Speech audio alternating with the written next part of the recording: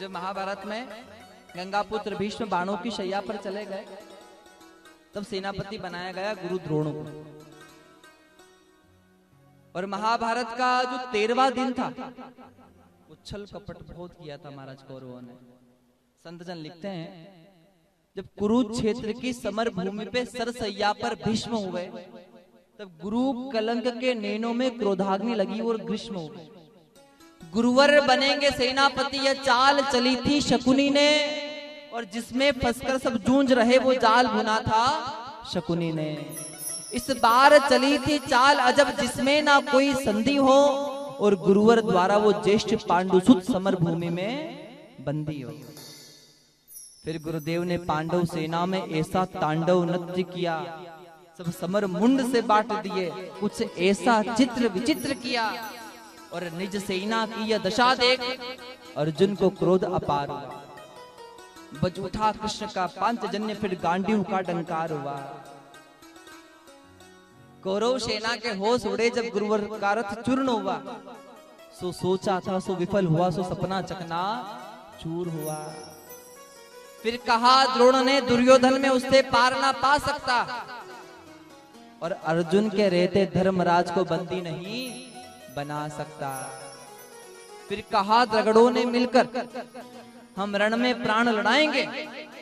फिर कहा द्रगड़ों ने मिलकर हम रण में प्राण लड़ाएंगे, हम अर्जुन को ललकारेंगे और दूर तलक ले जाएंगे। हम जान रहे हैं अर्जुन से पा सकता कोई पार नहीं, पर इससे बढ़कर मित्र तुम्हें मैं दे सकता उपहार नहीं। फिर क्या था, ऐसी नीति बनी, सबने उसको मंजूर किया। उसने अर्जुन को ललकारा और समर भूमि से दूर किया। अर्जुन के जाते ही गुरुदेव ने ऐसी नवीन संरचना की। अर्जुन के जाते ही गुरुदेव ने ऐसी नवीन संरचना की जिसका भेदन हो सकता नहीं, उस चक्रव्यूह की रचना की। पांडव सेना भयभीत हुई, यह देख शत्रुदल दुखी हुए। पांडव सेना भयभीत हुई, यह देख पांडव दुखी हुए। जो शांत सदाचित रहते थे, वे धर्मराज भी दुखी हुए। अब धर्मराज को लगा कि अब क्या होगा, अर्जुन है नहीं और महाराज भेदन हो नहीं सकता। तो संत लिखते हैं क्या, महाराज निज सैन्य तात की यह दशा देख, फिर शेर बबर को जगना था। निज सैन्य तात की यह दशा देख, फिर शेर बबर को जगना था। और जो धनी धनुष के बनते थे उनको भी नाक रगड़ना था।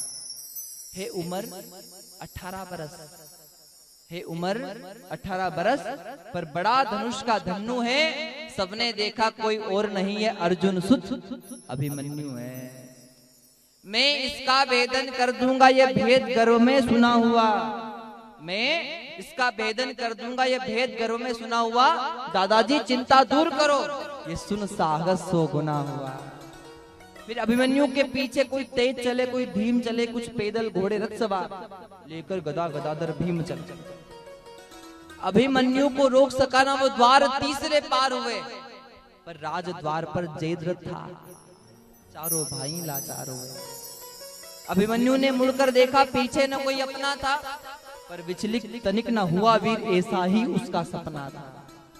कोई एक बिड़ा, कोई दो दो संग, कोई ले झुंडों का झुंड बिड़ा, और लाशों से पटने लगी धरा जब मुंड मुंड पर मुंड गिरा। दुर्योधन दुशासन भी कर्ण कृत वर्मा अश्वत्थामा को, और गुरुदेव कर्ण को हरा दिया, फिर मारा शकुनी मामा को। वह कर्ण बिड़ा जो दुर्योधन के अंतर मन की भाषा था, वह कर्ण बिड़ा जो एक साथ 100 बाण चलाने वाला था, वह कर्ण बिड़ा जो दुर्योधन को विजय दिलाने वाला था। सबने देखा वो अंग राजरथ सही धरा पर पड़ा मिला।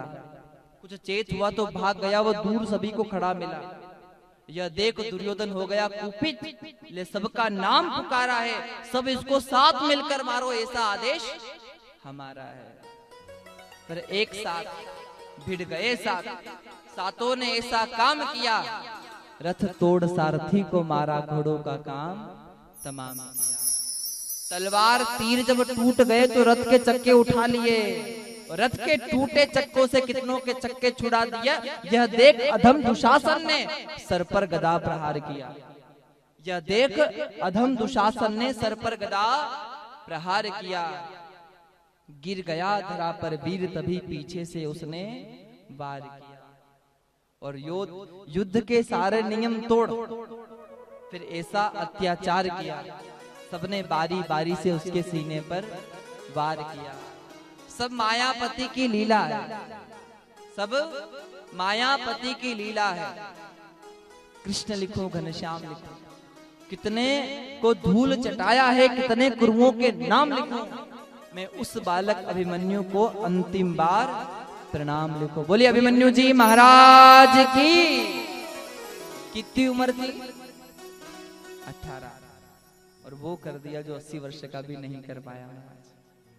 ये बोले भक्त वत्सल्य भगवान की। वो अब सौंप दिया इस जीवन का सब भार तुम्हारे हाथों में है, जीत तुम्हारे हाथों में और हार तुम्हारे हाथों में।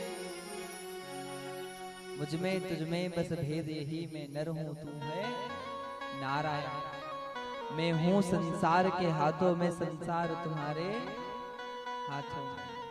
संतजन कहते हैं क्या? आसरा इस जहां का मिले ना मिले, मुझको तेरा सहारा सदा चाहिए। चांद